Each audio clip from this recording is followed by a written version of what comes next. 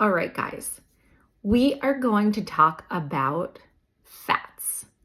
I couldn't even make a post on this because it's just a little complicated, and I thought that I would just use my notes here and talk it all out with you guys, okay?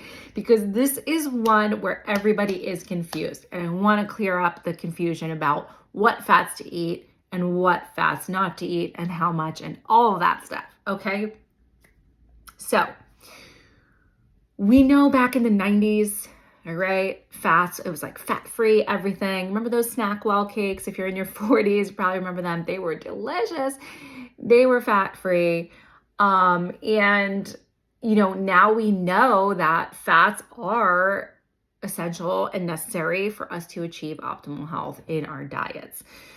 So there are some diets that subscribe to high fat. There are some that are low fat. So we're just going to talk about some of these little options here that we have. Okay, so much. So first of all, fats are really essential for a variety of function in our body. The absorption of fat-soluble vitamins, brain development. Fat also, your body fat keeps your organs safe. It's really, really important, and plays an essential role in hormone synthesis. So we want to just get that out of the way. You need fat in your diet, you need it. Despite the fact that in previous years, there was a belief that dietary fat causes weight gain and eating quality fat, was bad. Now we know it actually helps promote a healthy weight. So there are different kinds of fat.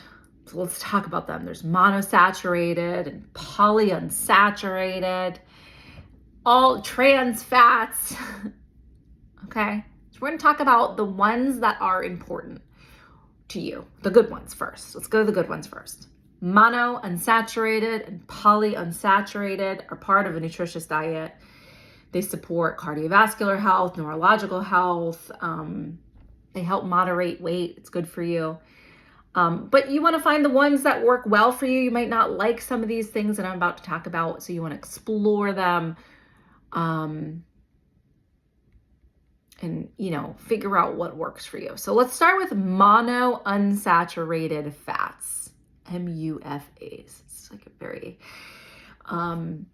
technical terms here.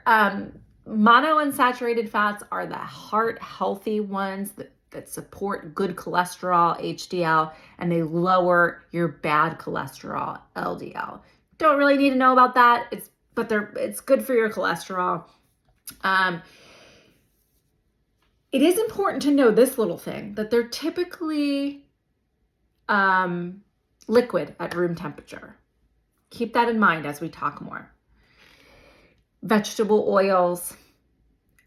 I don't love vegetable oils, but we'll say like olive oil, avocado oil, nuts and seeds, okay? Those are all MUFAs, these good, heart-healthy ones.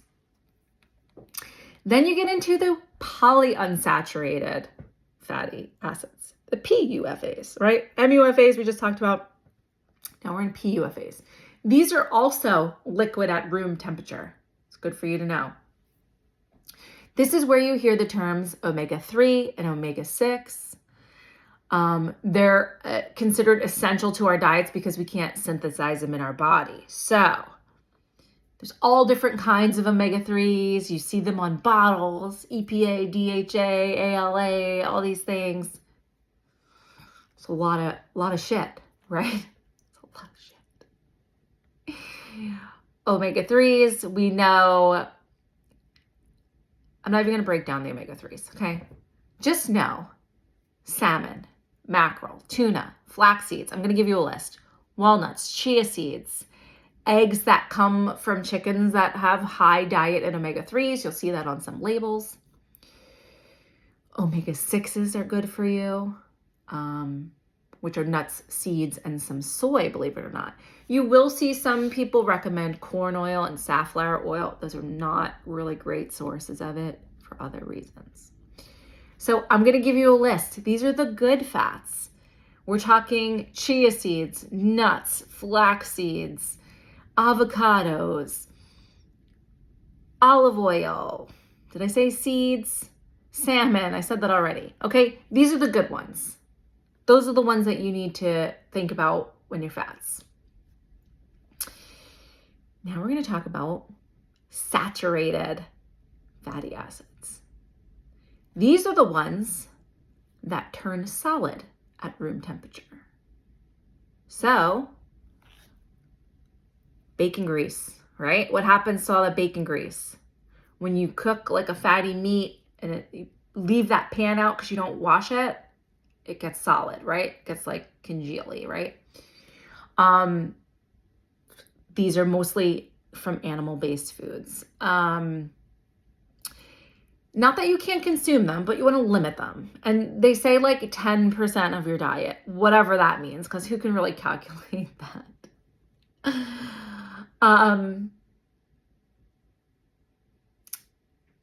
There are some exceptions in this room temperature solid thing, but let me just talk about that for a second. So, saturated fatty acids are like fatty meat and lard. Now, I know what you're going to ask me right now. You're going to say, but Maria, coconut oil at room temperature turns solid.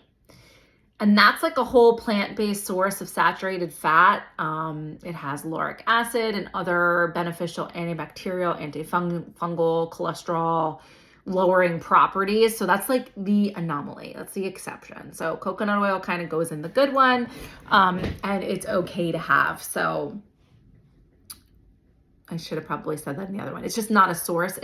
It's considered a fatty acid, a saturated fatty acid, but it's okay. It's a good one because of all of its other properties. These fatty meats and lards and a lot of like stuff like that, we know isn't good. So those are the ones you want to stay away from. Unfortunately, like bacon, right? So if you love bacon like me, put it 10% of your diet. Can you have it once a month? Good. Twice a month? Fine. Not every day. Okay. Then there's trans fats. We know these are bad. We hear about these all the time. These have a high association with heart disease and like the heart hitting the arteries, like all these just is bad news. So you will see some packages that say trans fats. Some of them hide it with words like partially hydrogenated. And you want to keep that in mind because that means trans fats are present somewhere in that product. And that's why if you eliminate a lot of the processed food, you don't have to worry about this anyway, but partially hydrogenated. I'm going to give you guys notes on all this, but I wanted to like talk it out because you can see how complicated it gets. Eat salmon, nuts, avocados, coconut oil. Yes. No, fatty meat, lard, Crisco, those things, right? Trans fats are found in a lot of packaged foods, baked goods, frozen foods, fried foods, margarine. Now, if you are dairy-free, there are versions of margarine that are like dairy-free, okay? And those don't have it. But look for partially hydrogenated. Can't even say it. That's why you shouldn't be eating it. Partially hydrogenated. Ooh. You want to look for those. They're really inflammatory and should be avoided as much as possible. Okay. So frozen food, fried food, baked goods, margarine. There are exceptions of frozen food. So you want to just look at the back. If you're going to have like a lean cuisine, probably has trans fats in it. So you want to look at the packages. I wanted to also address the Mediterranean diet. This was a diet that started in the 90s and a lot of people really eat like this. It's really popular in like Italy and Greece, and a lot of people here subscribe to it too. And I wanted to talk about that quickly because they really use a lot of this healthy fats and whole food mentality. So it's a good example of like olive oil, right? They use a lot of olive oil in the Mediterranean diet. It's a good source of monosaturated fat, keeps the arteries flexible, lowers blood pressure, reduces the risk of cardiovascular events and things like that. It's high in antioxidants, vitamin E, supports the absorption of vitamins A, D, K, and E. I think. Let me look at my notes. Yes, E.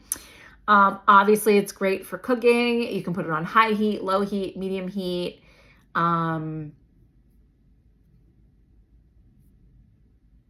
It comes in extra virgin, cold press.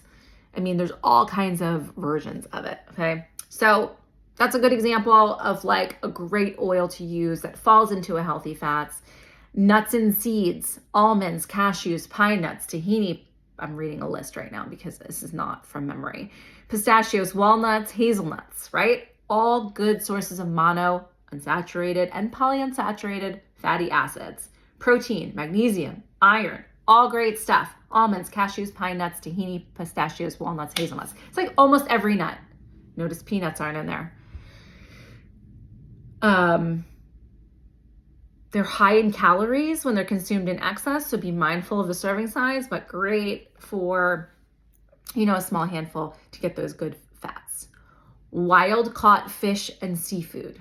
Fatty fish like salmon, herring, mackerel, all good sources of omega-3, help reduce inflammation, high in protein, high in vitamin D, a natural source of vitamin D.